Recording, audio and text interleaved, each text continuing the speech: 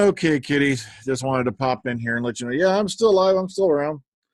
My summer vacation is now nearing its end, and unfortunately, yeah, lots and lots of nifty stuff coming out today because Comic-Con, San Diego, which has been taken over by the corporate beast, is running, and lots of interesting info. We just found out Ghost Rider is going to be like on Agents of Shield. We got, matter of fact, word just hit me that Batman: The Killing Joke already been leaked.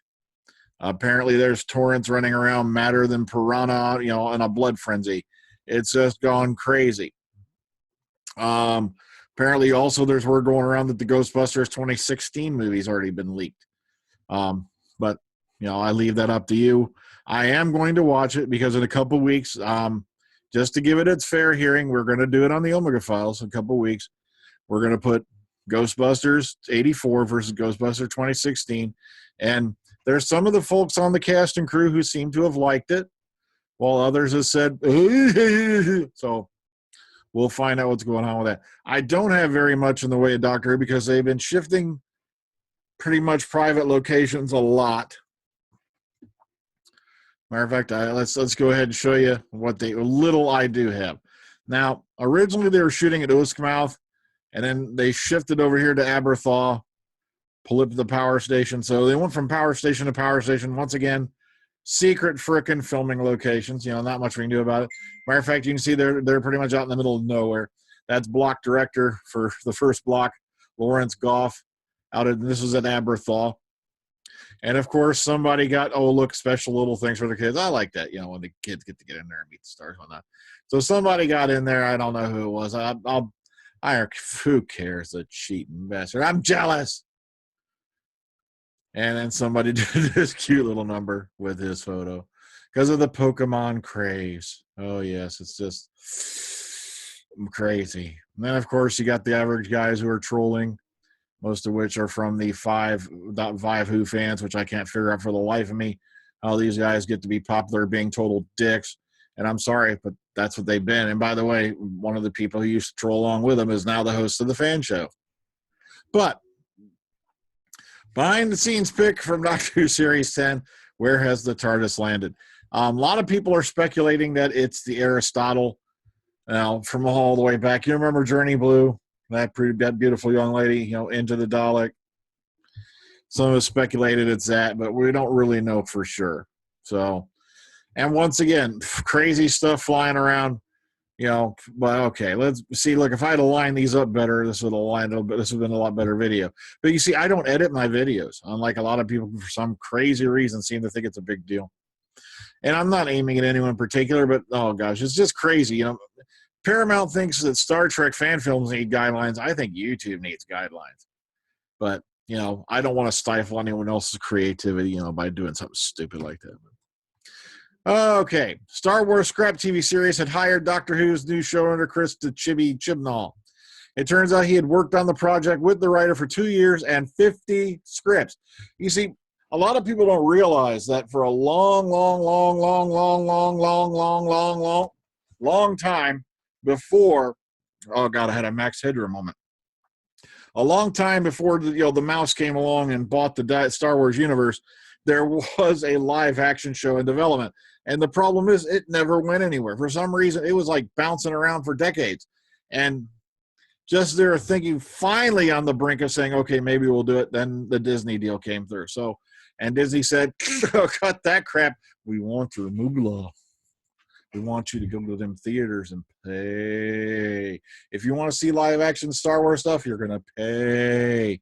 So, but okay, Chibi apparently worked on this. So interesting. Oh, look, we got a Star Trek. We got a Star Wars Doctor Who connection there. Wow, that can't happen very often, could it? Oh, look, yeah. By the way, Tom Baker has done a voice for the animated series Star Wars Rebels, which is very good. They're in series 3 now, if I remember correctly. And or did they just finish 3? See, the brain noggin's not working right now.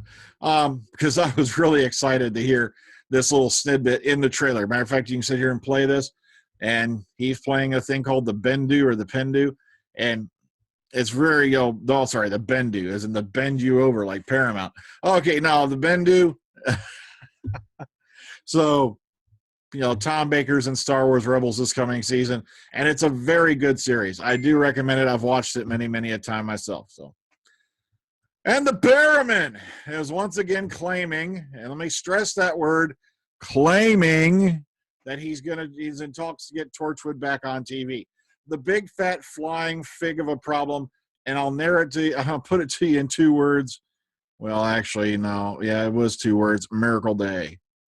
You see, Stars went in halvesies with the BBC on that whole thing, and RTD had an emotional brain fart meltdown of a burnout. I don't know what happened, but the scripts for Miracle Day were frickin' horrible.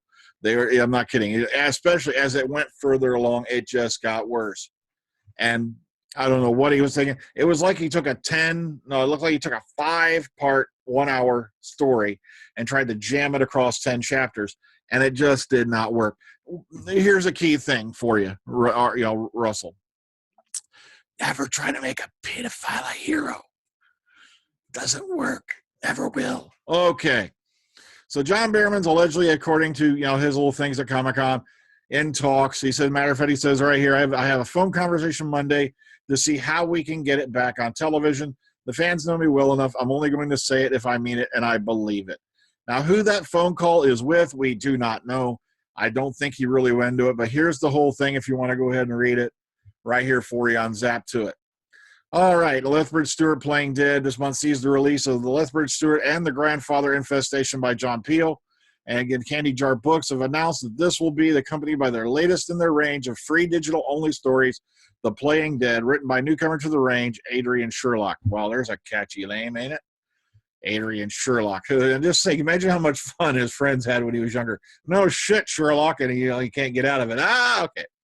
So if you're interested into the Candy Jar Books, here's all the stuff you need to know. And lastly, for today, I want to buy a Dalek. Now, I have not checked back on this one, so you may want to. Don't get your hopes up. Oh, yeah. I think this is already over. But a new TV series looking for people who might be interested in buying a Dalek. So if you're interested in this, check into it. But the problem is I think it's already gone. That's all. I think it is already sold. So, and also this is apparently a replica of Dalek Sec. Yeah, and one of the modern Daleks. So, it's up to you. Well, guys, like I said, I'm very sorry. I've been really out of touch, to be honest with you.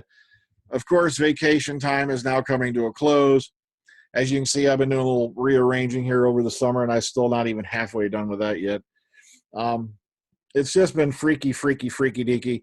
I've already had to postpone this week's podcast because I have a family event. So Omega Files will be recording next week, and that'll be the another part 2 of the attack on Michael Bay, which is Transformers versus Transformers, which is kind of weird because it's an animated movie versus a live action movie.